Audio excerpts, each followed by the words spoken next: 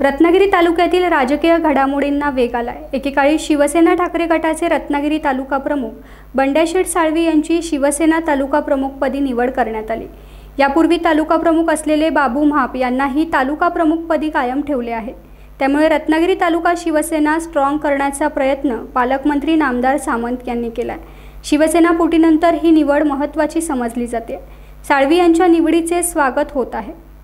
एकेकाळी सोबत असणारे शिवसैनिक नेते आता तालुका पातळीवर समोरासमोर उभे राहिलेले दिसणार आहेत। शिवसेना ठाकरे पक्षाचे नेते व शिवसेना शिंदे पक्षाचे नेते हे आता समोरासमोर दिसणार आहेत।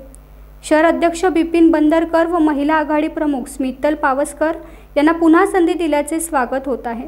खरी पार्श्वभूमी माजी आमदार व शिवसेना नेते बाळ माने यांनी तयार केली।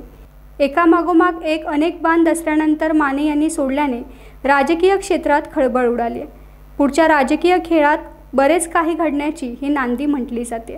टाइम्स डिजिटलला लाईक करा, शेअर करा, सबस्क्राइब करा आणि बेल आयकॉन दाबायला विसरू नका। Times digital.